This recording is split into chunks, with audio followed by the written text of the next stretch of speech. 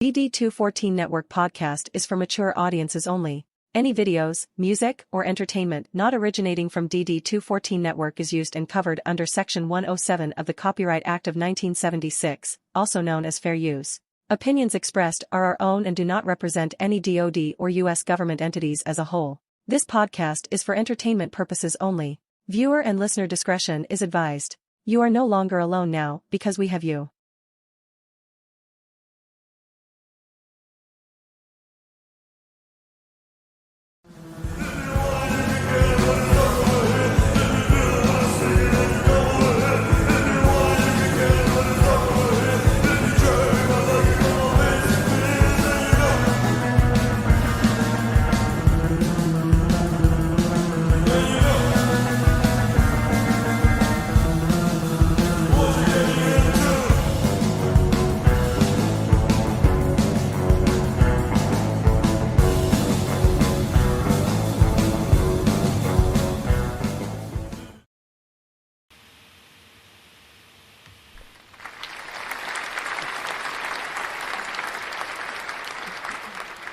There it is. There it is. Uh-oh. There he is. Nope. There we go. Can you hear me again? Yes, got it. Okay. Alrighty, everybody. Welcome and good evening. This is the DD214 Network podcast hosted by John Clean Sanchez, Jay, the #1 cocksmith, and myself, Joe Tex Colini. Y'all better look the fuck out today. Our crayons are sharp, the box is full, our bottle of glue is topped off, and our helmets are on tight, baby. We about to rism with the tism. Let's get this fucking episode rolling. Absolutely. I gotta say, lately you've been having so many audio issues. That's your fucking karma for all the fucking jokes you motherfuckers have been putting on me for the last 5 years. Pressing all your fucking buttons, John. Pressing all your fucking buttons, huh, John? And Gio's next. Gotta play with the buttons, don't you? Don't you? So that was actually self-induced. I accidentally remember, John, how I was talking about how I was starting to have the USB-C problem with my mic that you had. Yep.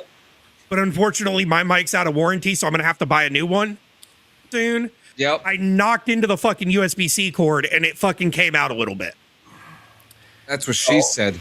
Well, and I was just going to say, 9 times out of 10, maybe even like 95 times out of 100, it's usually operator error anyways, right? Usually. Not always. Yeah. Not always, but usually. We hate admitting when we're wrong, don't we? We fucking hate that shit. Yeah. Yes, we do. Yes, we fucking do. Man, we got a lot going on in the world, and outside of it too. And outside of it, which is pretty kick-ass. Yeah, well, first off, did you guys watch the launch? Yes. I not live. I watched a replay. Of it. We got to watch it live. It was badass. Emotional. This was Artemis 2, right? Artemis 2, and then Artemis 3 flies out to land on the moon in 28. Yeah, I watched Artemis 1 live. Going on with my with my kids. I watched Artemis 1 that one launch, and then I watched the replays of this one, and I've been keeping up with the news on it. Yes, so as of right before the show started, they lost connection right now with Artemis 2. It was an expected loss of signal, though. And what this means is that right now they are currently on the other side of the moon. Jay's favorite part, the dark side. Dark side. So. Right now, the NASA stream right now is just playing a bunch of documentary stuff regarding Artemis, the Artemis program. But this was the last position that we got to see before. What's going on, Jay? Before they lost signal. So before the show ends, we should hear that they're back in contact. Yeah. Hatefulness, good to see you. Freaking still love the name. Fucking love that name.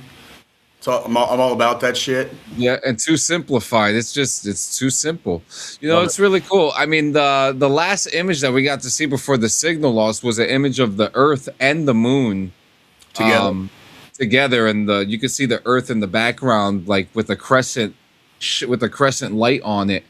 And I mean, the NASA photos that they've been putting out about this have been incredible. I just want to go on record and state unequivocally for all of you flat Earth believing, moon landing hoax freaking believing conspiracy theorists out there, you're all fucking stupid. And like this shit proves all of you fucking wrong. And I'm so happy to piss all over your fucking stupid theories.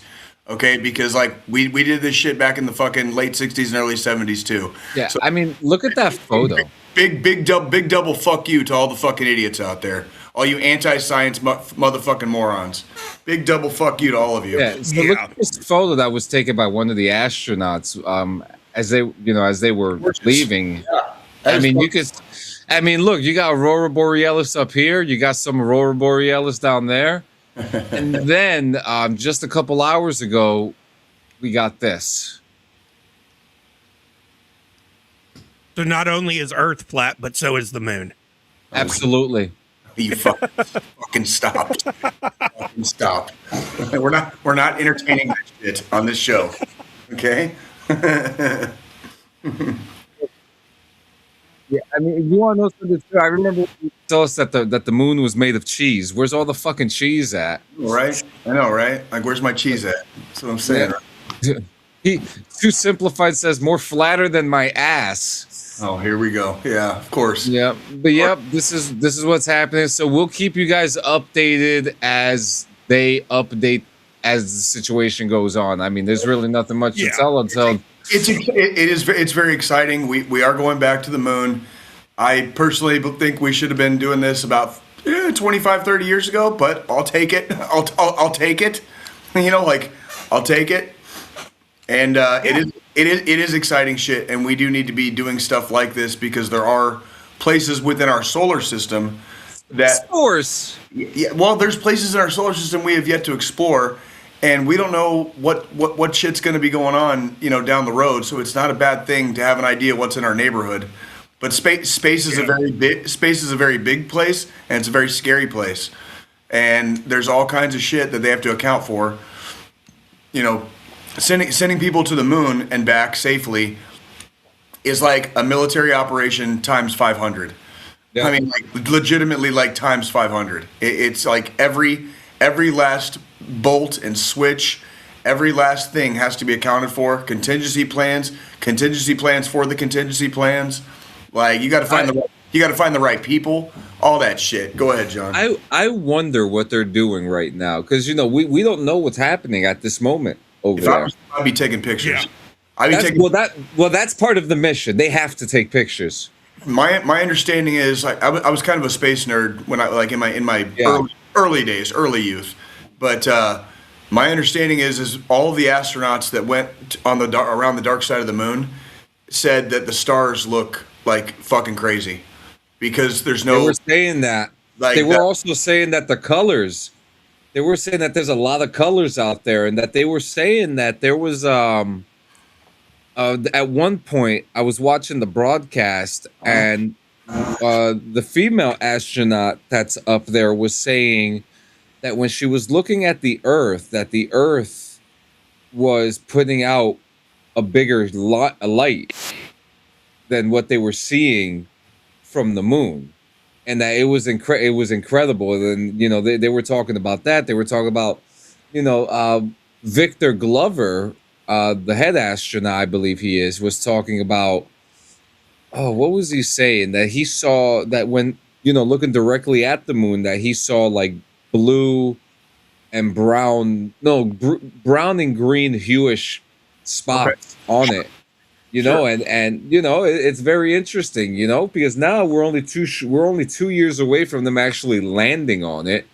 Yeah, this is basically a test run for the landing, because they're gonna have to have a landing module very similar to like the Apollo missions, and they're gonna have to have a lunar module that's still circling the moon while they're also down on the moon. Yep. So by going around the dark side of the moon right now, what they're doing on this mission is it's basically a test run for can we loop ourselves around the moon before heading back to Earth. while next time, obviously not this time, and next time there's going to be a section of it will detach and go land on the fucking moon. Yeah. While the lunar module will stay in orbit, basically around. Yeah, and I think the plan is to kind of like loop it around and then like throw it back like a rubber band in a way, right? Ish, yeah. They absolutely in space travel they absolutely use what they would call like a gravity slingshot. Yes, because I know that's what they're talking about with Mars. That's how they want to do it. Mm-hmm. They want to, because the big plan for the moon is to harvest helium-3. So that they have until they find the next thing that they need, and we'll find a way to harvest that shit. But by that point we'll already be there. You know what I mean? This is what throws me off though, because like they just announced that the rocket that's going to Mars is going to be nuclear powered, which, if you ask me, when really thinking about it, makes perfect sense. I don't think there's any other way, because fuel. If you think about fuel consumption, how much can they carry that they can actually use? Correct. And I think that's a big part of it. And then if you wanted to use like what was that show we watched, For All Mankind? Yep. Well, and it just came back with season 5 when they came out with those big giant solar arrays to catch like that takes a lot of space. That also takes a lot of space. And if those things get damaged, and a lot of weight. Yeah, and if those things get damaged, so like to me, as far as technology we have right now, nuclear power, once you get your rocket blast out of our atmosphere, once you're actually in space, you can like flip a switch and go over to nuclear and use nuclear power for like thrusting and stuff like that. You know what I mean? Yeah, that would make a lot more sense. I think it does make more sense because, again, like we said, weight distribution, space.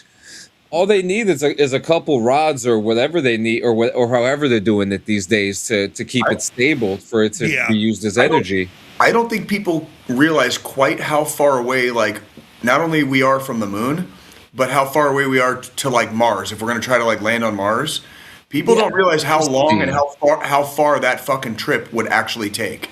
I think it's a few years. It might. I'm pretty sure it's like in that vicinity, because like you're not coming back for a long time. You are not coming. It's far. They're saying approximately 6 to 9 months. Is that one way? One way. Okay, so about two years. So, we'll say 2 years roughly. 2 years round trip. We'll call it about a 2-year round trip, because you're gonna have to fucking do shit when you get there and blasity. We'll call it about 2 years. So it's also saying here, missions typically travel at specialized times known as launch windows. So if the launch window says they have a launch window where every 26 months to ensure the shortest distance. Yes, that's a thing too. That's when they launched the Voyager probes.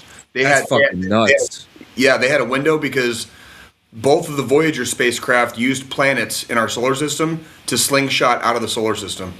And I think they might have even used multiple planets, like to continue slingshotting, to get like up to their speed and like out of the solar system. So it's from the dungeon fucking with us again. He's fucking with us, isn't he? I don't know if he started smoking meth or if he's fucking with us. Yeah, they are out there. That's more of a side effect of I'm gonna go heroin, with acid. Acid.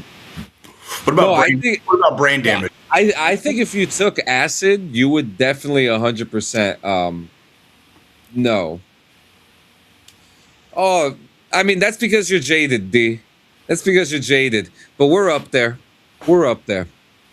It's just, this is my thing about it. The United States, okay? Our great grand country, America.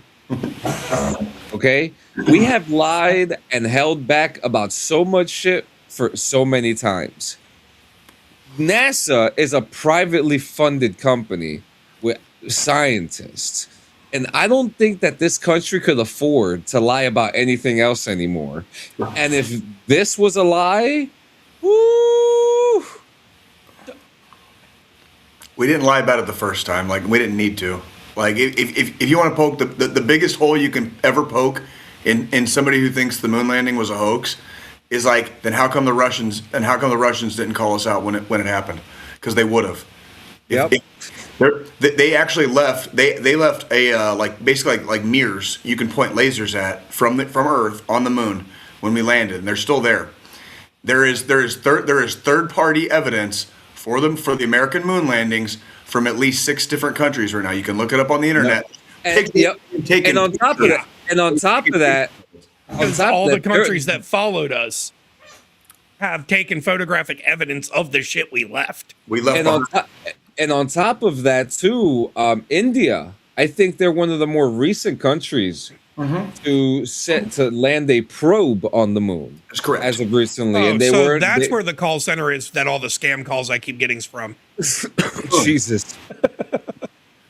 Jesus. So is somebody going to say they own the moon now, or is it for everybody like Antarctica? Well, many other countries have gone to the moon already at this point, you know? I don't think that's one we can really like we planted our flag there, but that was more of just like, hey, we got here first. We did it. We did it. That wasn't claiming like the moon. It was literally just, it's for all mankind. For all mankind. Yeah. You know Which what I is mean? funny because for all mankind, they went to the dark side of the moon too. And from the dungeon to the aliens question, we'll figure that out eventually. We'll find out in 45 minutes when they come back. They come back, and it's like what was that movie with Lawrence Fishburne, Event Horizon? Like they come back from like the dark side of the moon, and it's like some Event Horizon shit, and like everybody's gone, like the spacecraft is just empty, floating, and then we have to like go do like a rescue mission, like board Artemis. You know what I mean? Like I could write like a whole story about this, like, you know what I'm saying? Like yeah, you know, but yeah, from the dungeon. I mean, if there's anything that we have done, and when I say we as a human race, we go to space and we've gone to the moon. I don't think, you know, there is so much curiosity in that industry. Why would they not want to? Yeah. Well, I just want to circle back to the alien part though, because I've got a very strong thing with this. It might not be another planet in our solar system or a moon in our solar system where there's other life forms. It used to be Mars. Countless other fucking solar systems and galaxies out there, and I'm pretty sure they have fucking life forms in them. What about other dimensions possibly? Yeah. Oh God, absolutely. You're talking about. There's a multiverse of fucking dimensions. Like, yeah, it's covered in comics and that stuff's all fiction. Well, we don't. The multiversal concept and dimensional concept isn't. What's that? You've seen the photos that the James Webb has put out there. We are you know, we are nothing compared to what those photos have shown us, you know? Like Spirlini said, we're not the only fucking life forms in the universe. It's our universe. It's pretty goddamn big out there, and there's a whole lot of shit we don't know about. Like, you know what I mean? Like we've barely started scratching the surface. You know what I mean? If anything, Mars, the life forms on Pluto are contemplating fucking killing us all for that travesty when they decided to tell us that Pluto wasn't a planet anymore. Yeah, and going to Mars is minuscule compared to what other galaxies have probably achieved. You know, it's possible. I mean, it's you remember when I told you, as far as we know, with like the math and the physics that we have, like you can potentially travel forward in time, but you can't travel backwards. Okay, well, the multiverse theory has not officially been disproven yet. So there is absolutely there is a multiverse theory, and as far as we know, with the math and physics we have, it's a theory. It's not proven, but it is definitely not disproven either. I feel like dreams have something to do with that. I feel like a multiverse is more believable than fucking traveling backwards in time. Well, we've actually discussed problems with traveling back in time on this show before. One of the biggest ones. It would even be a problem traveling forwards in time, but a little bit easier to predict. When you go backwards in time, we're not orbiting around the sun like this, stationary. Yeah, we're in an axis. Yeah, we're on an axis, and the sun is traveling at a speed, and we're doing this around the sun as it's traveling. Okay, along with the other planets and the other solar system stuff, right? So in order to go backwards in time, in whatever manner you found to be able to do it safely, you would have to be able to predict an exact spot in an exact moment in time and space that wouldn't put you either out in the middle of space or buried like 100 miles deep in the Earth's crust. Because it'd be like hitting a bullet with a bullet. I mean, you would have to be so precise, and you'd have to be within 10 feet probably. Yeah, and hope that the 10 feet is above ground and not below it. Yeah, think of it this way: if you travel 24 hours to the future from now, you'll probably travel somewhere up in the sky somewhere and fall. Yes, thousands and thousands of miles, John. Now, we out of 24 hours. But see, it's a lot easier. It's a lot easier to calculate exact placement in the future than it is in the past. That is true. That is so true. You might land, on Earth 20, 30 miles from where you took off. You're gonna die. if you're off by even a shred. If you're off by even a shred, even if you get the equation spot on to say, okay, this is where we will be in a week within our solar system, right? Traveling around the sun, and you get it down to, you're only going to be able to get that down to, maybe a 10-mile fucking radius. Sure. Obviously, there's people that do math a lot better than I can. Oh God, I'm not. I don't even attempt this kind of math. If I were to try to attempt this kind of math, yeah, I'm gonna be at like the fucking core of the fucking Earth, burnt to death. Yeah, I'm throwing it the fuck out there. I can handle a lot of the concepts in my head, but do not ask me to put it on paper. Do not ask me to put it on paper. Yeah. But I mean, you could land on a flat piece of ground on the Earth within, 10, 20 miles of wherever it was that you took off from to go forward. Yes. Now, going backwards, that's going to be a lot trickier because then you have to look at a lot more fucking charts, more fucking astronomical data, because you have to calculate in exactly where, like, if I wanted to go back 6 years of my life. What vehicle are you using? There has to be a vehicle. Like, we have to keep this bag of meat and bones safe for the journey, right? So, like, there's going to have to be some kind of a medium and a vehicle to pass through the medium. Would it be a vortex? Would it be a wormhole? But and then what are you going to pass through that thing with? Because something has to protect us. Otherwise, we'll probably come out like looking like a paint stain. You know what I mean? That's where like time travel is really. But a multiverse, if you could just step through like a doorway in a multiverse, and a different multiverse that was almost identical to yours, just on the other side of the door, that would be more plausible to me, where you're stepping into the universe next door, basically, because that Earth is already in the same place and same position as the one you're leaving. So it wouldn't exactly be like time travel; it would be like dimensional travel. So you guys don't think time is a man-made construct like birthdays? Well, it had to be found out, right? It had to be discovered. Well, I think the time to be figured out. Time is. Here's my thing. That's how we mark. That's just how we mark stuff. But here's my thing. What makes a birthday man-made, though? Like, that's actually true. Because maybe like the first concept of it. Well, I mean, the first concept of it, and like keeping vital records, that's, all man-made, but you always have a day you're born. Well, or like, no matter what time of fucking before they had calendars, they'd be like, you were a springtime baby, and that year there was a big snow the week after you were born, and that was the last snow of winter before spring fully came in, whatever. It's like, that's I would have been a winter baby. You know what I mean? I was born. I would have been a summer baby. I was born smack in the middle of winter. You know what I mean? So, but I mean, again, it's like, after calendars, which, yes, calendars are a man-made thing. That was kind of, but I don't really feel like birthdays are necessarily man-made, because everybody's always, for the entire existence of the human race, had a birthday, a day they were born. How it was tracked, totally different. Yeah, look at that. They're back. Safe and sound. No aliens. Mm-hmm. Integrity, we have you loud and clear. Tell me. That's badass. That shit, man. Houston, we have you the same, and it is so great to hear from Earth again.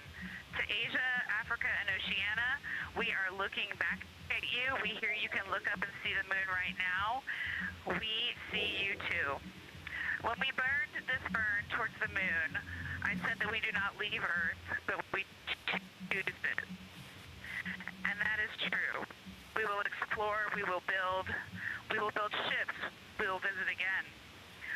We will construct science outposts, we will drive rovers, we will do radio astronomy, we will found companies, we will bolster industry, we will inspire. But ultimately, we will always choose Earth. We will always choose each other. There it is. Talk about some motivational motherfucking shit right there. Seriously, dude. Seriously. I got a little stirred up there for a second. Yeah, if only I took that fucking public speaking course. Jesus Christ. Yeah, that was makes me want to go out and fucking kick a fucking sack of. Yeah, that was amazing. But yeah, there it is. They're back. They're fine. Look at the way that the wings are like. We did it, baby. They're back. But yeah, this is, just what's the saying? One small step for man, one giant leap for mankind. Yep. So I wonder how they're going to. It's extremely inspirational. That is for sure. Sure. It literally could bring a tear to your eye, man. Literally. So let's get away from this space stuff. How you guys doing? Oh, hanging in. Didn't have much to report this week. Although I do have some sad news to report for all of my homies down in Southern Arizona. Oh no. Arizona made the Final Four, but on Saturday they played Michigan, and it did not bode so well for Arizona at all. It's not a very good showing. Probably the worst game they played all year. Looked like Michigan came in with a good game plan against Arizona. Yeah. And Arizona never answered it. They never had an answer. They started cutting into the lead like once in the first half, and I think barely like once in the second half, but it was never really in doubt. It was never in doubt. Like the game started like the score was like 10-1, and that was about as close as it got. That was about as close as it got all game. I think they came within 5 like once, but like it was 10-1 at the beginning of the game, and it never really. Yeah. Michigan never lost the lead. The lead was never in doubt. You know what I mean? It was just congratulations to Michigan. They will be playing here in a couple of hours for the national championship against UConn.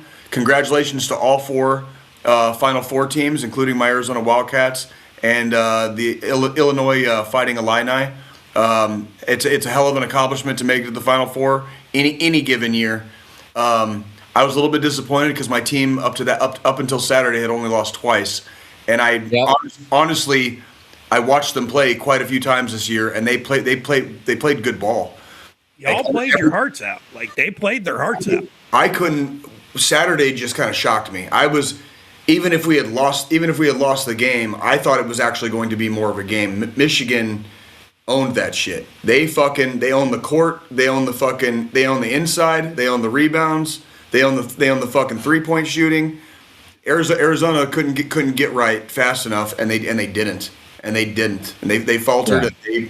They fell hard, but that's March. I'm just happy. Yep. I'm just happy we made it, right? Like so. Yeah, well, speaking of sports, the fucking baseball season's kicking ass this year. Lot of newer names coming out the woodwork, like this one guy from Chicago named Munetaka Murakami. The dude's slamming home runs. like it's nobody's business. Shohei Otani's at his best. Aaron Judge is at his best. Mike Trout just got injured. I think Bobby Witt's. I don't know exactly how he's doing. I haven't really kept up on the Royals the last couple of days, so I might need an update on them. I got Bobby Witt in my MLB The Show team. He's great. Yeah. You know, but yeah, the season's looking pretty good, man. I mean, lots of fun things happening with the season. We just had opening day here last Friday for the Yankees. Yankees are, I think, 7-2 right now. Have you ever gone to an opening day? No, never. Interesting. Have you ever thought about it or wanted to? Always wanted to. I've just, Yankee Stadium. Fucking expensive. I bet you money that a Kauffman Stadium opening day is half the price of what the New York Yankees opening day probably is. Well, we could probably check those numbers, but like I would be interested to see those numbers because ticket wise, you might be right. Concession wise, I think it might be close. Concession new stadiums rook you, man. Well, dude, it's and that's one of the biggest. So, like, do you remember? It would have been it was last year. Obviously, I went to like 2 games, but there was the one game I went to with a buddy, and the second game I caught like a wild hair on like a fucking Wednesday night or something, and I was like, I got stir crazy in the house, and I was like, fuck it, the Royals got a game, so I Ubered my ass around the corner to the stadium, went to the box office, got a ticket, and just walked in and just sat down and watched the game because I just wanted to get out of the house. But I mean, I only went to 1 game last year. If that gives anybody kind of an idea, like, because if you go to a ball game, I mean, we're not even talking about tickets, like, not even counting the ticket prices. Like, if you go to a ball game, like, expect to drop about $100 minimum. Expect to drop about that's minimum. That's off the top. That's off the top. Yeah. $100 minimum. That's if you only get a couple things to eat and a couple things to drink, right? Yeah, because we know water's $5 at the fucking stadium. So, dude, when I see tall cans at the stadium, at both stadiums, like going for like $16-17, I'm like scared. Yeah, man. That shit's man. It's something else. It's something else, man. But yeah, it's looking good. I'm excited for the season this year. Very excited. What about you, Squilini? You got a new truck, man? Yeah, I mean, outside of that, just fucking like usual work. We've been trying to stay home. I think all 3 of us have been kind of like settling into like a little groove. Like not stuck in a rut. We're not talking about being stuck in a rut. We've just all been kind of like everything's kind of like the dust is kind of slowly settled a little bit from like shit that's happened in the last 3 to 5 years or whatever. You know what I mean? And we're just kind of like. We chill a lot now because what do we got? 25 to 30 bucks for a 16 ounce. Fuck that shit. Exactly. Yeah, that's crazy.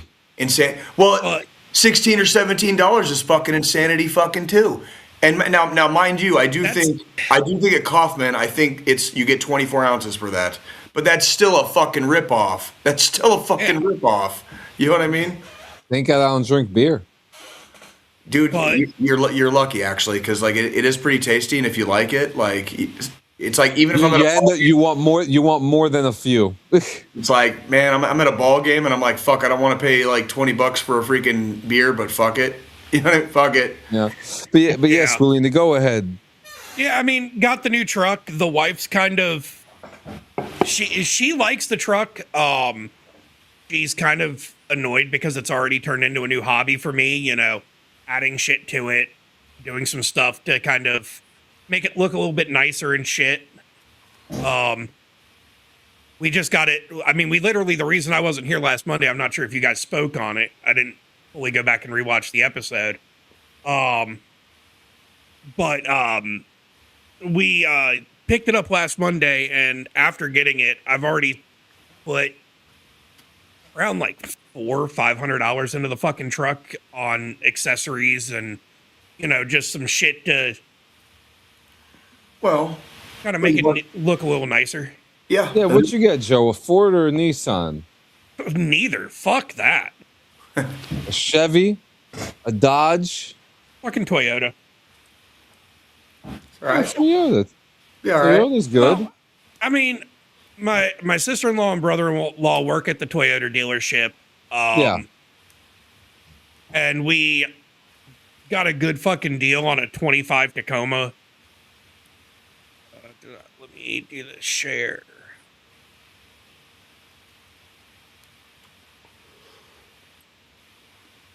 Oh, where's our there? So yeah, I mean it's. I like it. It's nice. So I mean, some of the things I've done so far is, like the badging on the side here. I put blackout overlays on it, so it's not chrome anymore. Put some seat covers in today. The way the seat cover thing came to be, the father-in-law actually, he picked up some seat covers for his new Tacoma that he just got, and then he didn't like the blue color, the blue in the seat covers, because his truck's already a blue, and it just didn't. The two different colors of blue clashed. So he was like, if you want them, so I don't have to send them back and pay the money to fucking ship them back to the fucking seller and everything, you just pay me what I paid for them, and you can have them. So, put the seat covers in, added a few little extra accessories on the inside. Still got to add the truck bed cover and some of the running boards to the outside. And then August is going to be the next really big purchase that we're kind of saving up for already. We're going to put on the upgraded rims and wheel package, because it's an additional $1,800. And nice. I didn't feel like fighting with the dealership to get that included into the fucking deal when we bought it. I was like, I can afford $1,800 in a few months. Yeah, I'll just nothing wrong with that.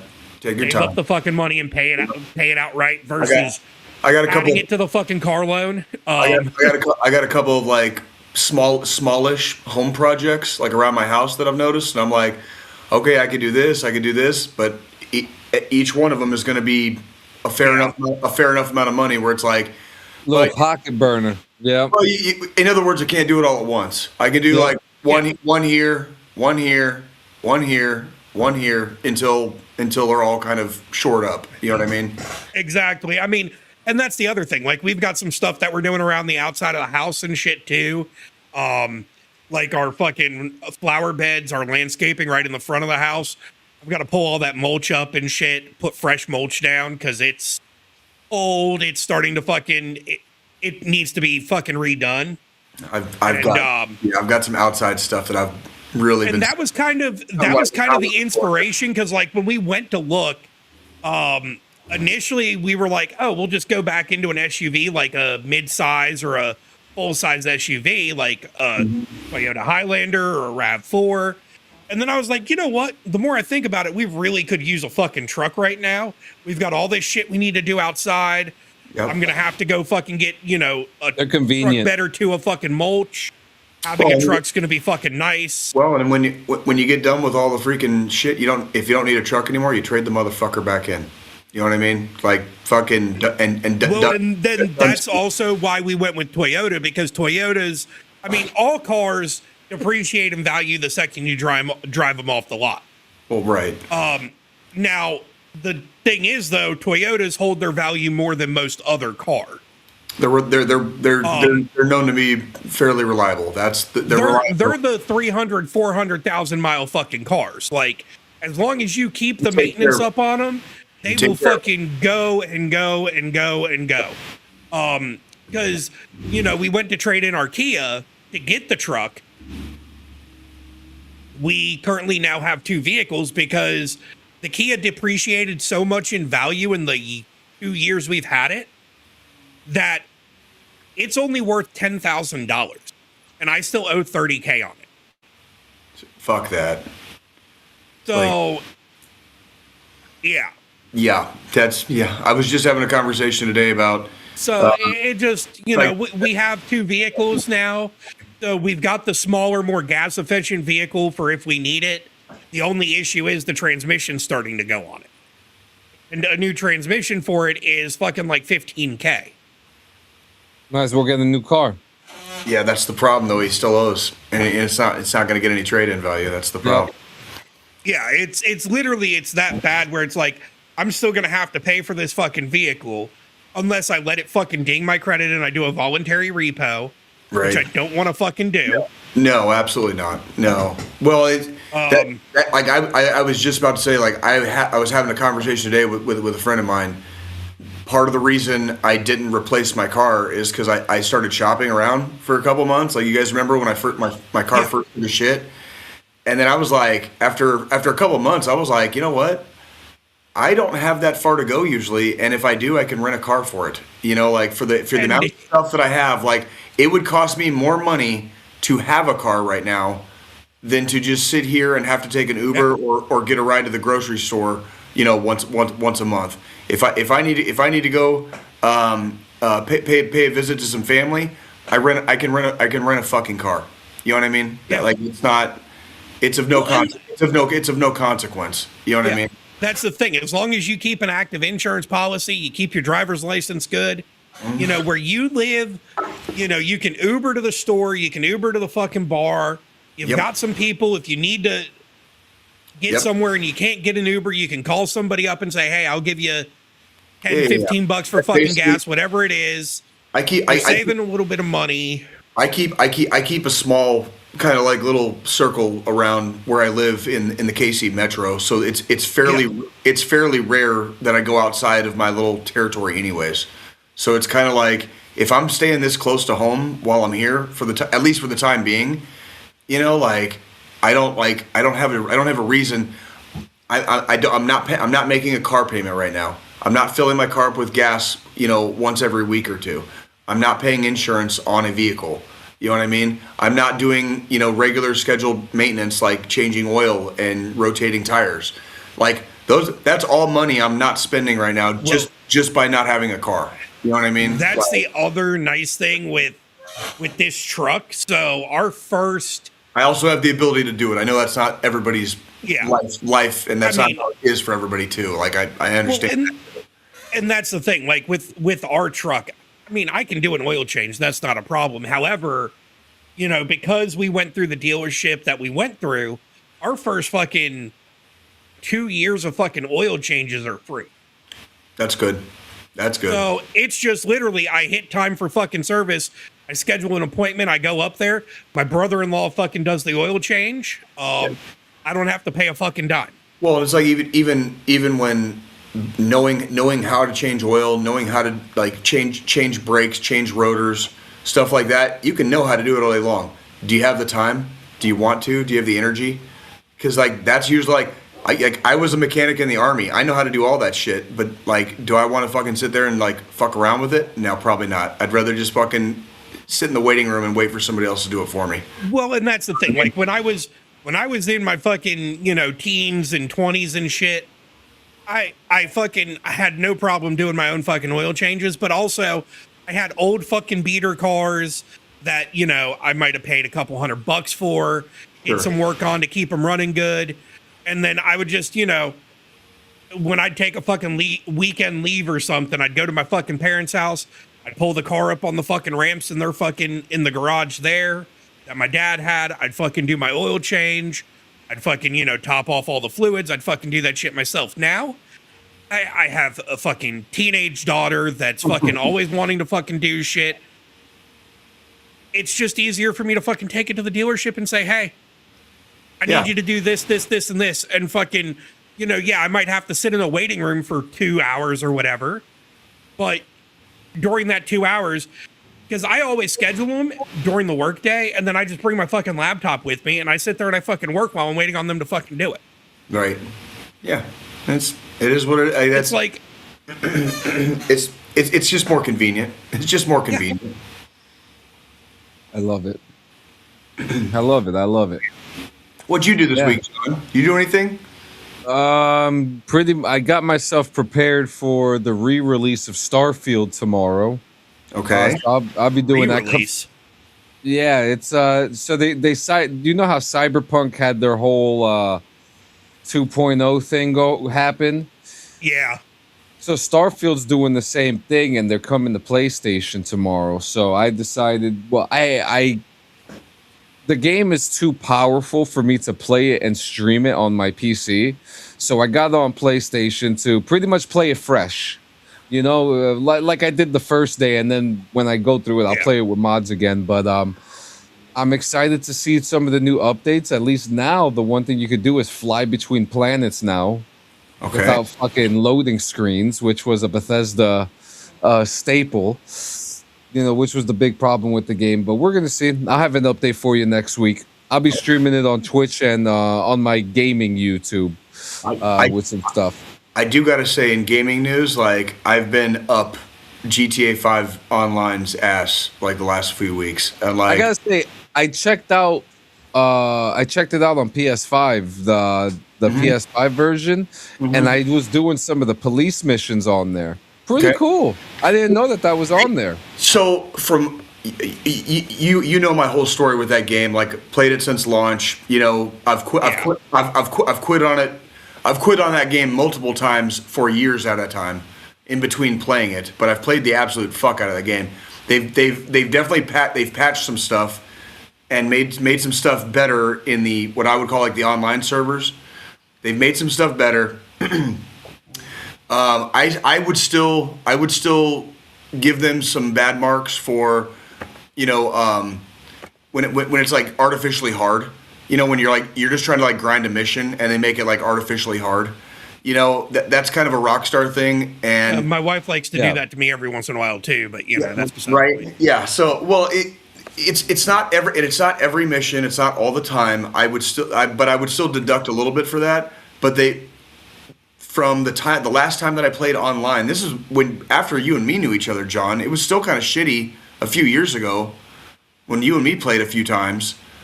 It's like they've gotten it's better now. I think it's like way better now, where it's just like you basically do what you want to do in that game. And like I've almost reached my goal to where once I like lock down this last purchase that I'm about to make, I'm just going to be fucking around and playing missions and, you know, going on. What purchase is it? What business? It's not a business, it's just a mansion. Just going to get a mansion. Oh, you're going for the mansion, huh? I've already got nightclub, bunker. I've got five. Yeah. I've got five like illegitimate businesses, or six. You know, 6 illegitimate businesses. You dirty dog. Well, the cool part is like once I get that mansion, I can shut all the businesses down and just put everything there and just do the nightclub and the bunker, and like I'll be set for the rest. Like I can literally just fuck around. Once I have that mansion, it's over. Like it's over. I usually do the bail enforcement job. That's my favorite one. I don't know if that one's pretty cool. Yeah. Other than that, my wife and I. So remember last week I was talking about a show called Jury Duty. Yes. So now I could actually explain it now that my wife and I have actually watched it now. We went in and dug into the James Marsden season 2. Okay. So James Marsden is one of the actors in the show. He's not the one getting pranked. Okay. So for a little context, right? Obviously everyone knows what jury duty is. So they set up this scenario where I guess they rent out the courthouse or something, or an area that they do court in, and they got the whole setup. They have a judge, they have the bailiff, they have the whole jury, the plaintiff, and the defendant and everything, right? And so they go through this whole ordeal about how this guy got super plastered at his job and ruined a bunch of T-shirts by pissing on them or something like that, and he printed the wrong thing, and that. I can't go into, if you're gonna watch it, I can't spoil this because the thing with the shirt was actually super hilarious. But each person is a personality, so at some point, like, you feel like you're watching The Office, right? Okay. Because it's filmed just like that. But every single person is an actor except one person, and that person has no idea. They're just surrounded by assholes, basically. That it's a fucking show, and that it's They have no idea. Like how did they make that happen though? How did they get the person to be? So we're up to the last episode right now. We've gotten to the reveal where they revealed to him, oh, this wasn't real. But the episode that the last episode that we're watching now, which we're going to watch after the show, is them explaining how they did it, which they started off by saying that they put over like 5,000 ads on Craigslist and Indeed and all that stuff. And they went through a bunch of people and they picked this one guy to do it. And that they were super intricate with the whole process and made sure that nothing got leaked. There were no mistakes. And everything was improv. Like even at one point, the guy who's getting pranked, his name is Ronald. I'll give you two instances. He's talking. James Marsden comes in, and he's looking at. He goes, "Don't I know you from somewhere?" And he's, "Aren't you from X-Men?" And he goes, "Yeah, you know, Enchanted, Westworld." He brings up these two shows, like the movie and Westworld, like so many times. And it's like, are you nuts? So he plays like James Marsden is like James Marsden times 10. Yeah. You know, he plays like an asshole actor, and like he really does a really you could tell it's kind of like exaggerated in a way with him, but like everyone else is so pure. Like there was a moment where this guy was nervous. He was like, "Oh, I don't want to do this jury thing. What do I do?" And the guy, Ronald, the guy who they're pranking, says to one of the actors, he goes, "Oh, you know that Peter Griffin thing where he said he was racist and they got him out of jury duty?" The guy was like, "That's a good idea." And like, yeah, and the plaintiff is an African American woman, and this little skinny four-eyed white dude goes up on the thing to explain why he's not good for jury duty. He's like, I'm racist. And everyone's like, "What?" And the judge is like, "Who told you that?" And throughout the show, this guy's like, "I wonder what made me say that. Why did I say that?" I'm gonna say like the scenario sounds pretty fucking hilarious. Yeah, absolutely sounds pretty fucking hilarious. Yeah, every single person has a role to fill, and that's what makes it so interesting because everyone is a different personality. It really makes you feel like you're either watching a show like The Office, or you're watching a reality show with a bunch of insane people. Right. You know, very, very, very good show. You know, but my wife are gonna go back to the company retreat, and I think there's another season of it. And I'm almost certain that there's got to be like a UK version of this or something, because it's just too good. I don't know how long this show could last, though. You know, because the more popular it gets, you know. Go ahead, Scolini. They'd have to change locations. They'd have to change. Yeah, they'd have to move to different areas of the country, or shit like that. You talking about that makes me think we never talked about the end of Special Forces, because I finished it well before you, and you started like fucking a month before me. Oh yeah, it was good. I don't remember anything that happened in it. I you know me, I soak in so much of that stuff. Yeah. I don't even remember, but they have it. I think I think they said that they're about to film season 5, but they haven't released the cast yet. Yeah, not officially announced, but about to start filming. Interesting. It says while instructor Q hinted on social media about returning, no official cast or release date has been confirmed. So I mean, now if we look at the timeline, I think the last few times that the shows have come out have been like in the fall. So if that's the case, they're probably filming right now. Yeah, which means we'll get the next season here soon. Yeah. Or they filmed it already during the airing of the last one. Who knows? You know, but that would be a nice that would be such a nice treat. I can't wait to see what asshole fucking celebrities they bring in this time. You know, there was a list that came out. There was like a rumored leak list. And I saw David and again, take this with a grain of salt. This could be whatever, right? Because it was pretty, like the two names I do remember was Aaron Hernandez's wife and David Boreanaz. Okay, who's David Boreanaz? So David Boreanaz played fucking Angel in the show Angel back, like it was a Buffy spinoff. Yeah, and he actually he's on the show called. He played a Master Chief Petty Officer in the Navy SEALs in a show called SEAL Team. Ooh, Navy SEALs. Ooh. Yeah, it was like I mean, what would you call that show? Like, what genre would Actually, you? I Because enjoyed it. It was from what I've it was seen, a they had some military dope action scenes. drama. It was a military action drama. It was, I mean, with a soap opera touch to it. that was like one season that it had the soap opera touch, to be honest with you. And that was the worst season, and that was like season 3 out of 6. I love both of you dearly. I don't know how you guys watch this shit. Like I know it's some of it's cool, and it's like you guys get enjoyment out of it, and goddamn more power to you. Because like no, I find shit like this. Television is made to be watched. Here's how I do this, Jay. Here's how I do this. I'm sitting here at my desk working. I have a TV mounted to the wall over here. I turn on some fucking random show as background noise, and then I just fucking keep it on, and then my brain, because of my fucking autism and my ADHD, soaks in what's happening during said show while I'm not even actually fucking watching it. I get it. It kind of baffles me because like when I'm watching something, I watch it, and then whatever that thing I'm watching has somewhere between 30 seconds and 5 minutes to freaking like. What is the last thing you sat down and watched? A TV show. A TV show? Yeah. Oh God! Like a sports game doesn't fucking count. Oh no, God. it doesn't.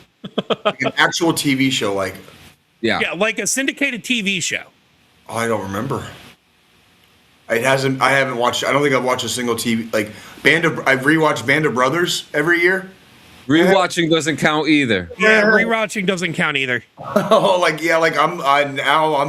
you're freaking me out a little bit now because that's how much I don't watch. I don't remember the last. It would have been when I was with my former girlfriend, still living with her, and that was. I mean, it's been over 2 years. It's been over 2 years. Actively at any given time, I have 3 or 4 TV shows in my rotation that I'm watching, not rewatching, watching for the first time. I've been watching. So right now, what I've been watching, and obviously John doesn't like Marshalls, but I'm getting into it the more we get into the fucking season. That shit's whack. But I'm watching Marshalls. Whack. The new season of Scrubs that just started. Whack. Fire Country. I would, Gio, but I don't know where it is. Sheriff's Country. And then the new season of Daredevil. Okay, so to be fair, to my credit, Daredevil's kind of whack too. Both of you, but specifically John has turned me on to a couple of TV shows, and one of them became like my favorite TV show of all time. That was Dark. But it's been fucking years since I watched Dark.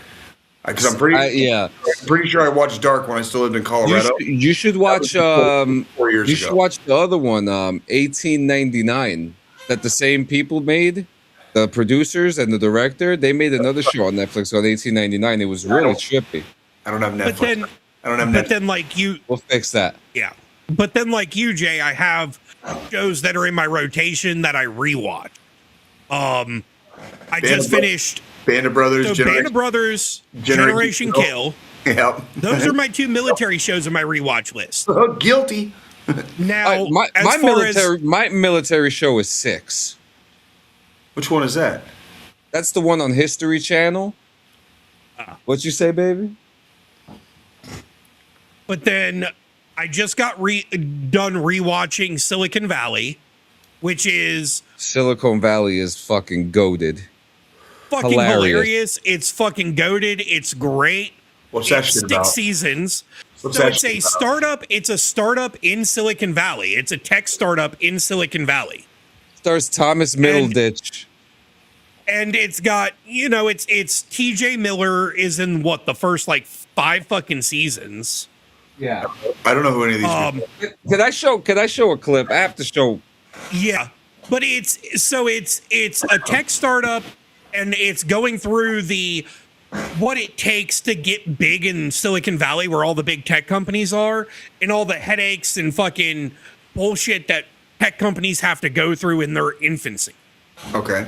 the ups, the downs, the having other companies come after them saying, oh, what you're doing is actually already patented, or you worked for me when this stuff that you're, it's properly pronounced silicon. People that say silicone are fucking dumbasses. I guess I'm a dumbass. There's a difference. Silicone. Silicone is what my fucking wedding ring's made out of. Silicon is what fucking the processors and fucking the CPUs and shit are made out of that run our fucking mobile devices and our computers. So and Jay, all the fucking technology in our fucking lives. So Jay, check this out. So this is a few seasons in when like their company kind of like gets going. Okay. Check out this scene. It takes a while to read. Oh, this was season 5. After every commit. I mean, they haven't, but Wow, that audio sucks. Uh-oh. Remarks, you know, it being the first day and all, just to set the tone. Oh no, you gotta watch. Ladies and Don't gentlemen, fast forward through Richard this. Hendricks.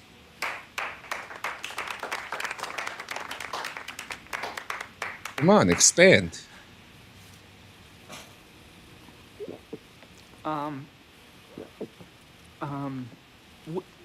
It's great to have him, and so many warm faces. We've got a lot of men and women here, and Wait, Jay. we should remember that. So let's keep clean. It's always a challenge to get it. I should probably more to say in a minute. I just have to go 1 second in my office, and then we'll conclude. He just needs a second in his office, then he's gonna come back.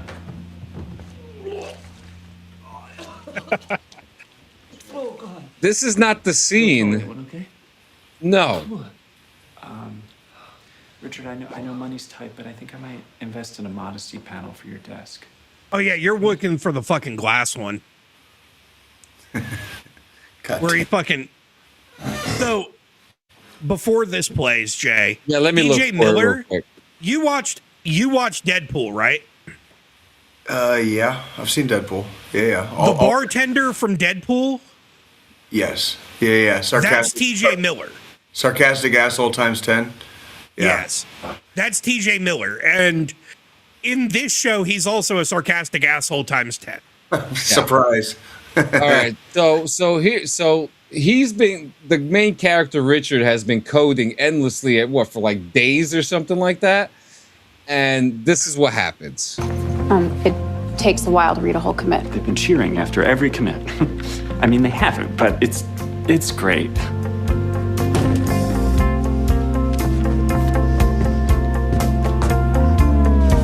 I thought I had to shit my pants, so I crouched. I actually vomited. Fight or flight reflex kicked in, and I just. Richard! I don't So there's a little bit more. There's a little more backstory to that. Yeah. So he was coding for a couple days. Yeah. This But guy in got an ideas? episode, no, he's a tech startup CEO that shouldn't be a fucking CEO. I'm gonna throw that out there. He has 0 people skill. He's like the typical. The best way to put it is that South Park episode where they made fun of the fucking Warcraft guy in his fucking basement. Yeah. He's that kind of tech person. Okay. Well. Okay. There was like, but there was like, is the whole show about him, or like it's a bunch of other people too, or like It's him and his initial team that founded and they live in a house together. They live in a house with him, and he's founded this this company. They're his initial coding group. and he's all TJ like, Miller owns TJ Miller's character owns the house, and he calls it a think tank. And he automatically, if you come up with a viable product, gets 10% of your company. and he fucking brings in this fucking Asian kid named Jin Yang who doesn't know how to recycle the fish, so he throws the fish in the sink in the disposal, the sink disposal. Yeah. So he's throwing the fish inside the sink disposal, and then like, yeah, it's crazy. And then there's later on, fucking he disappears, and then Jin Yang fucking fakes his death, gets fucking access to his property and all of his fucking assets, and just this shit sounds off the rails. Like, it is off the rails. It's but fucking crazy. Yeah, the thing that makes the show funny though is the fact that like it makes fun of all the big tech companies over there, specifically Google, because the main company there is Amazon too, and Amazon. That's right, because of the delivery service and the vans and shit like that, and the robots. Actually, because season 5 and 6, Amazon acquires Hulu, which is the company that's making fun of Google. Yeah, and Hulu, the guy who owns Hulu is like this fucking crazy rich degenerate fuck who takes blood infusions to keep himself young. Which the funny thing is, the guy who is the founder of Hulu, you want to know who they're trying to make fun of with that one? Oh, I already know. Jobs. Fucking Steve Jobs. Yeah, they even had to write a whole storyline because one of the actors died. You know who I'm talking about, Squilini? Yeah. Peter Gregory, the guy that played Peter Gregory, actually died in the middle of all the fucking show going on. In the peak of the show. So they had to do a whole storyline where they killed off his character after he died. Viciously, too. Yeah, like fucking robots killed him on his fucking private island or some shit. It was... No. You know what's funny? When Jared gets fucking stuck, he goes inside the automated cab. Yeah. And the fucking cab, and then he ends up getting shipped to a fucking island in the middle of the fucking Pacific somewhere. And there's no humans, it's all robots, and he's like, what the fuck? And then you just fast forward like 2 episodes and he's back and he's got severe fucking PTSD. Which one? He was stuck on a cargo ship inside of a fucking cargo container for like 3 fucking months. And he gets out of the fucking cargo container and the entire ship, no humans on this ship whatsoever. It's all AI fucking robots piloting and manning the fucking ship. And he's just stuck. Yeah, and everyone's trying to figure out where Jared is, and no one knows where the fuck he is. He's just gone. Poor guy was sleeping in the garage with all the computers in there at one point too. Oh, what a show! Jared was just fucking. He was a piece of work himself. I liked him better in this than I liked him in The Office, even though he was funny, hilarious as Gabe in The Office. But this just just when they were doing like the convention and he was all hopped up on drugs and he went up to everybody trying to make him do the choice. He was like, which one? Which one? Which one? And he went up to that couple with the baby. He was like, these companies are trying to track your babies and all this stuff. And they're all like, get the fuck away from us. Really, it's a quality show. And then it ended in 6 seasons. So it was very short, nice run. It didn't, and they ended it on a high note. They didn't wait to kill it off because viewership was going down. They just ran out of shit to do.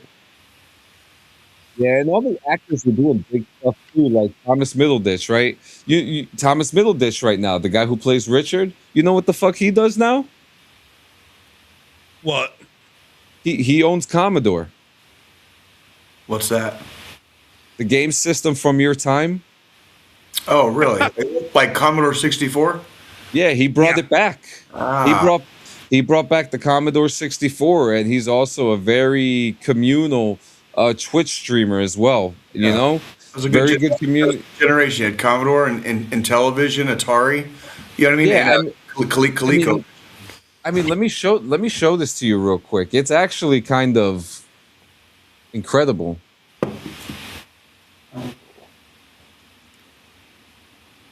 Here you go, Commodore.net.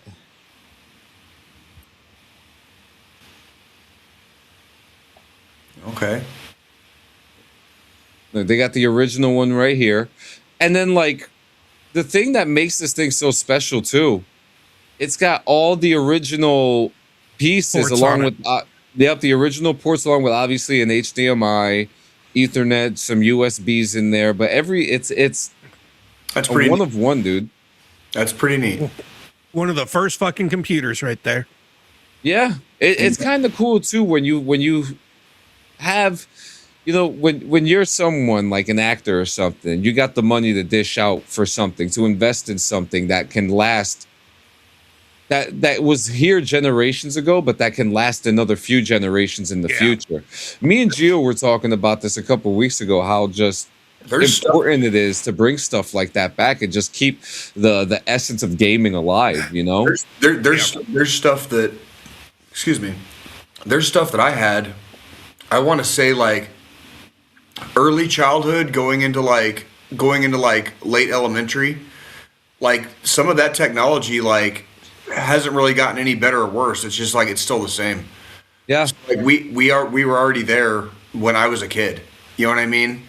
Like I know a lot of people don't keep landlines in their houses anymore.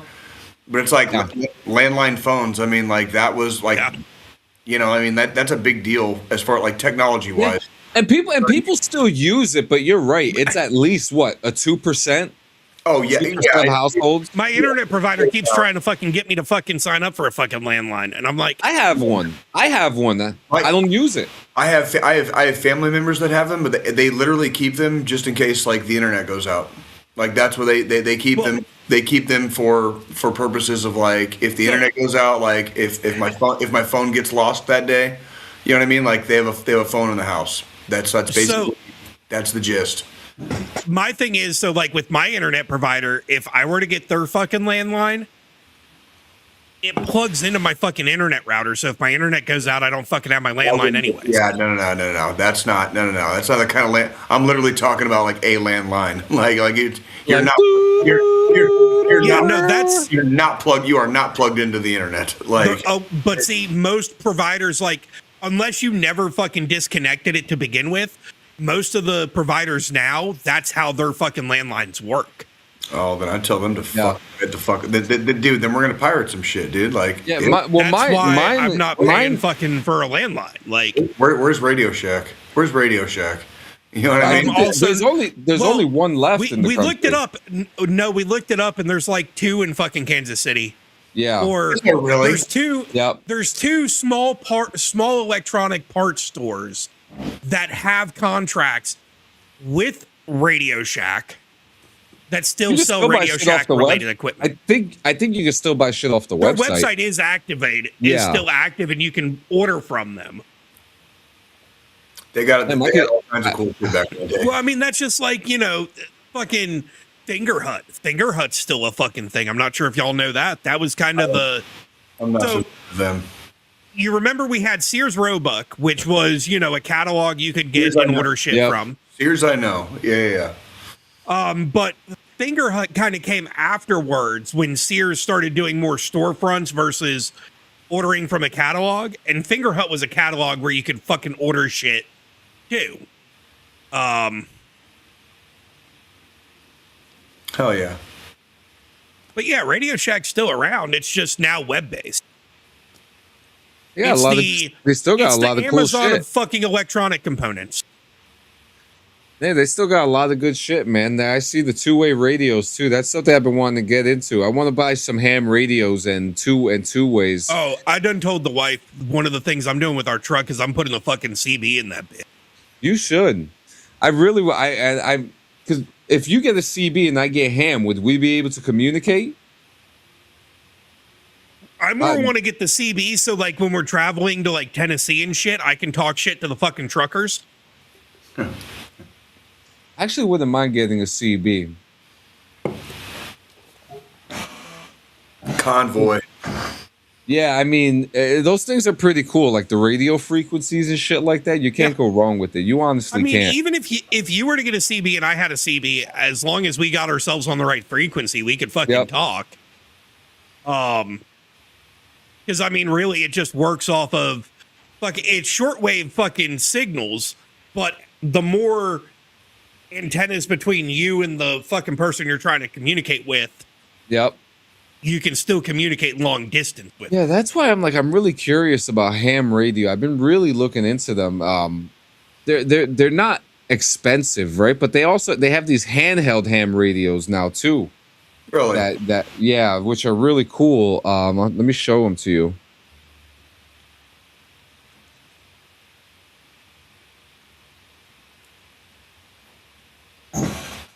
Actually, these are dual bands, but dual bands are still pretty good too. You know what I mean?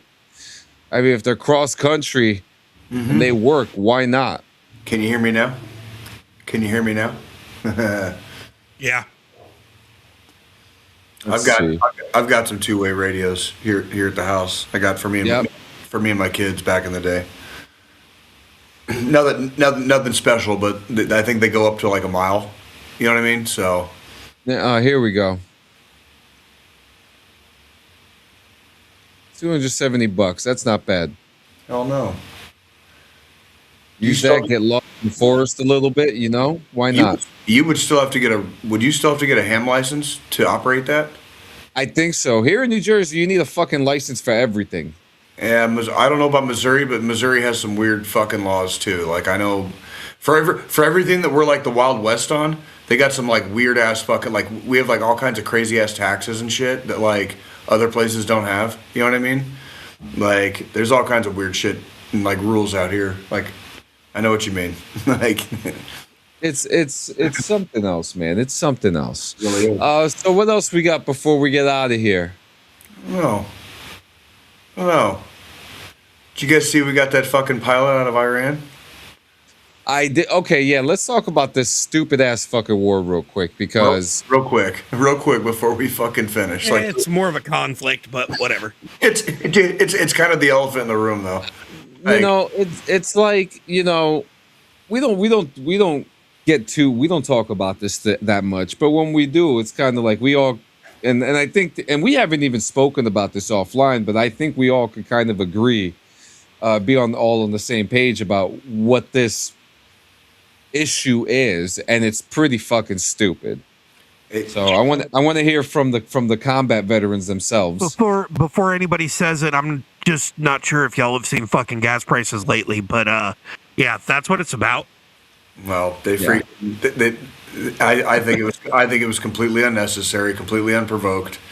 Like they can spin it however they want. I think they stuck our collective dicks in some deep fucking mud, and it's not going to be easy to get out. And it's not going. I don't think it's going to end as easy as anybody wants it to. Not at all.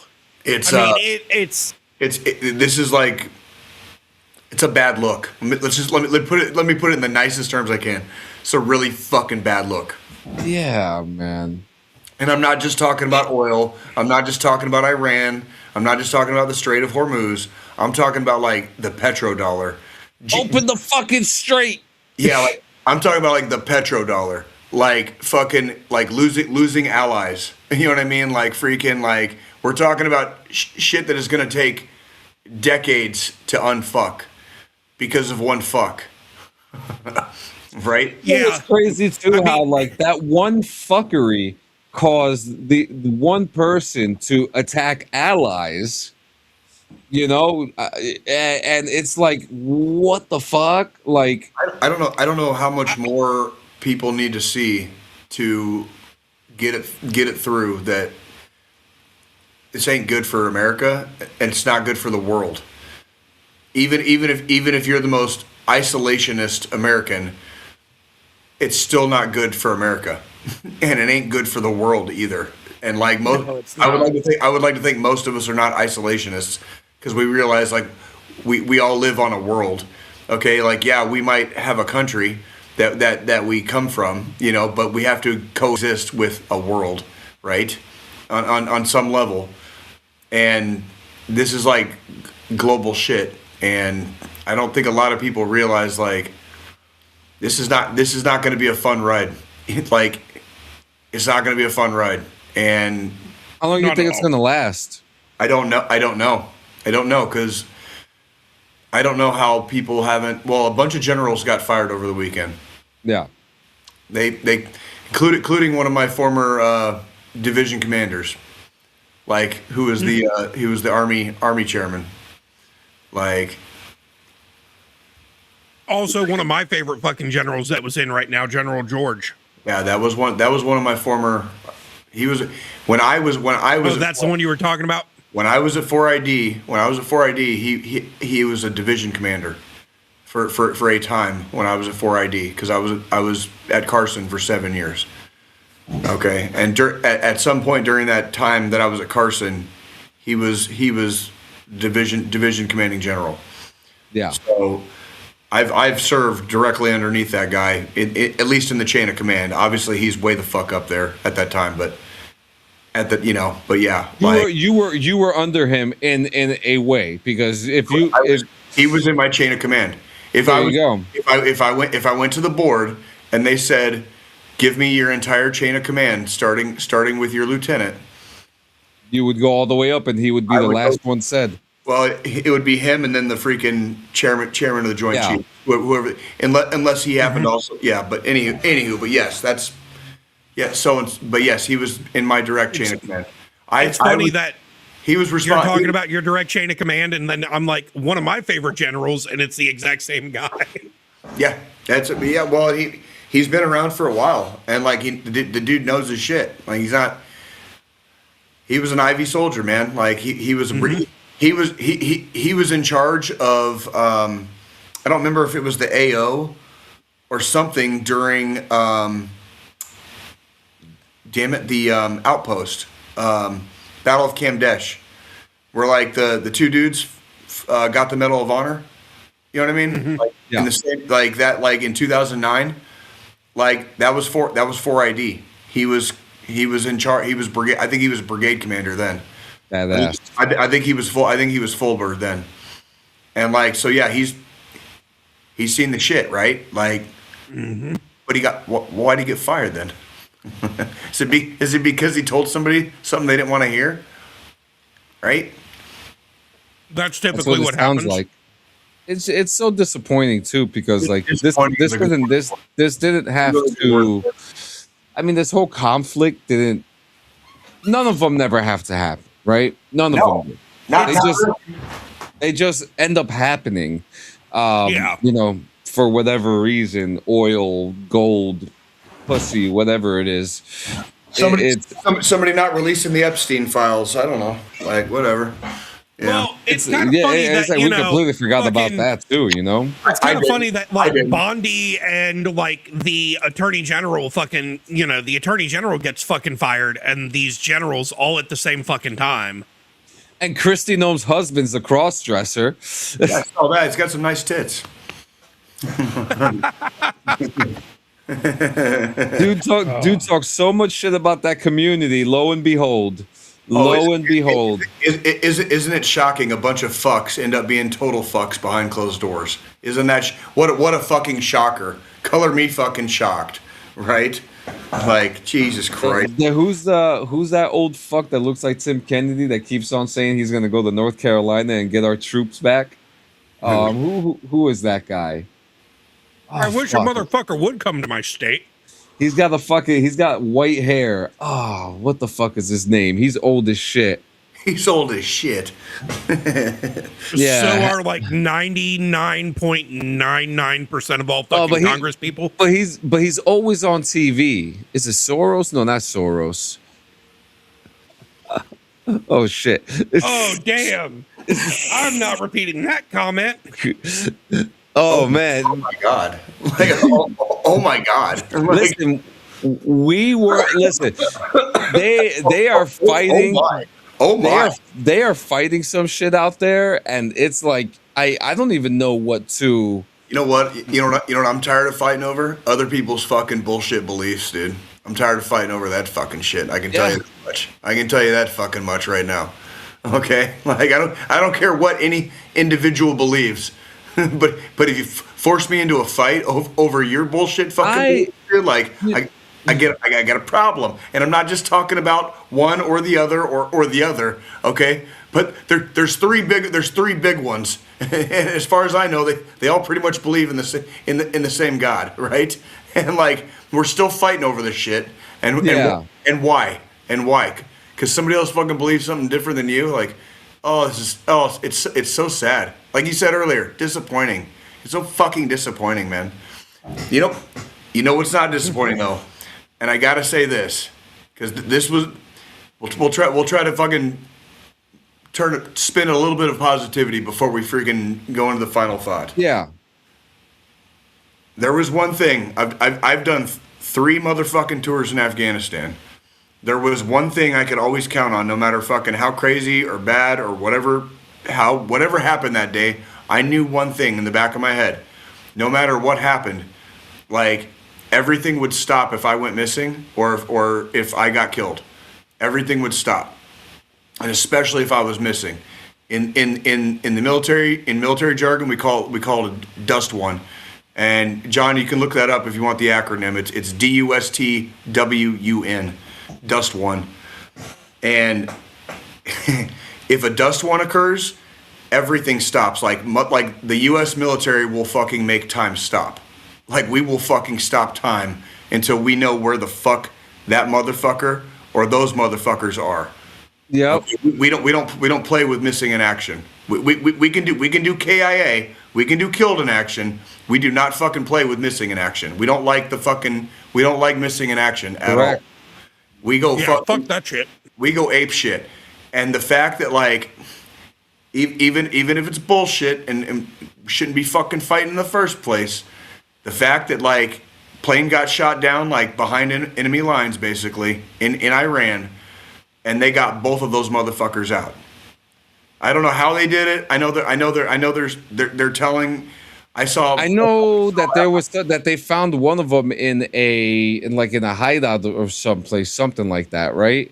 I know they had to leave behind some equipment. Like, they had to blow. It's called bipping. It's called, like, where you blow it in place. It's called, they had to bip some stuff, but they got them. They got, as far as I can tell, they got them all out. And there is something to that. When I was serving, when I was active duty in the Army, and especially when I was downrange in Afghanistan, I knew no matter what happened, motherfuckers would not stop, and they would even stop time to come find me. If it was that bad, everything would stop. The whole world would stop until they knew where the fuck I was. And like that I could take heart in. Like, we have some bad mamma jammas. We have some bad motherfucking mamma jammas in our services. Okay, multiple services. We got some bad mamma jammas. I got to serve with some of them. Okay, and that's some real ass shit. You know what's crazy? When you type in the word Dustwind on fucking on Google, Bo Bergdahl shows up. Yeah, that is a Dust One. Yeah. What's the for everybody? Give them the acronym. What it stands for, please. Duty status, whereabouts unknown. Duty status, whereabouts unknown. That's. In other words, MIA. And we do not. We do. That's like fuck. That's we do do not play with that shit. That's like broken arrow shit, bro. Like, we don't fucking, like, like, time stops. Everything stops until that problem is fucking solved that day. Everything stops. I'm talking the entire AO. The entire fucking AO stops until that fucking problem is solved. We don't fucking. I'm sure you've encountered that a few times during your. At least once. I've been in some experiences. At least one experience, if you want to call it an experience. I've had at least one on all 3 of my tours. At least one on all 3. People died. I was going to say, people died on all 3 of my tours. Not necessarily our people, but there was a couple of our people that did die on my tours. Like, it's one of those things where, like, it's fucking war. It is fucking war, and if you haven't seen it, if you haven't experienced it, I'm glad you haven't. I'm just fucking glad you haven't. You know what I'm saying? Like, the other side of that coin is, you fuck with one of my people, we're gonna fuck you back. We do. And the fact that we will.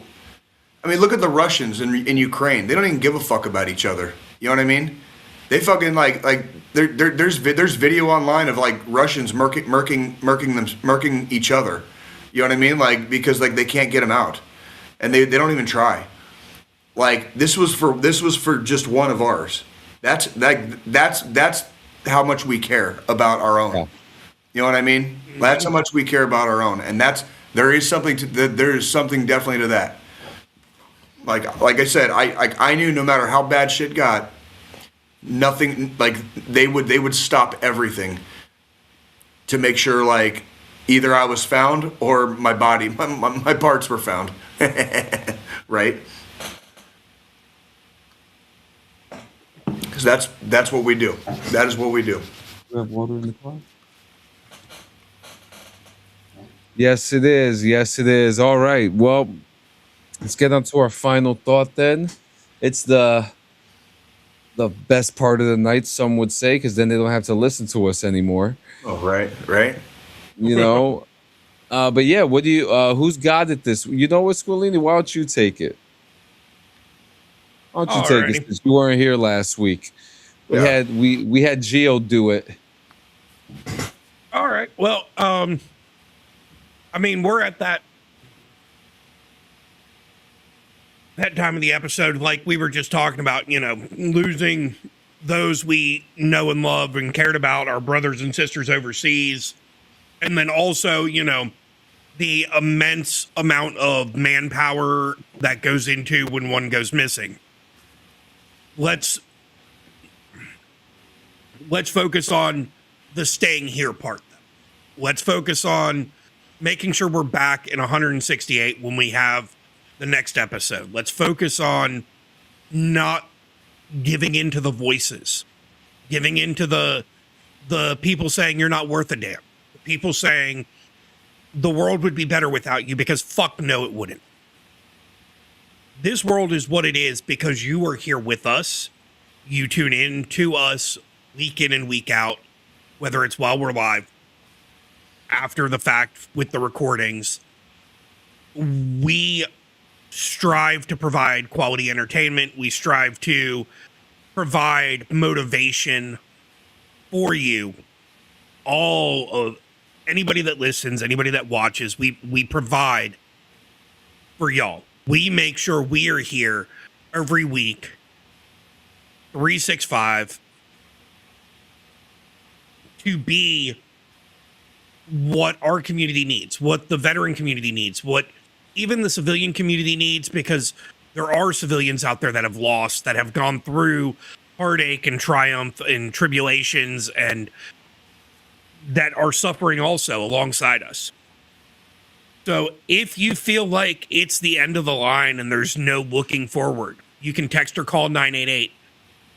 You can also dial 1-800-273-8255. That's 1-800-273-TALK. With that, that is the National Suicide Hotline. They have licensed specialists available to listen, provide resources, get you the help you need. That way you're still here with us tomorrow and the next day and the next day and the next day. Some people ask for 24 hours. Some people ask for 2 days, 3 days.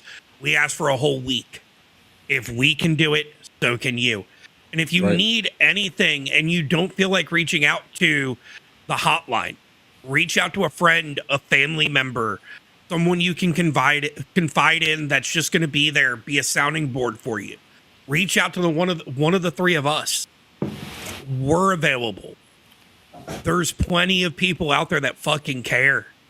Just don't succumb to the voices. Don't succumb to the taunts and the depression and the feel like there's nothing left.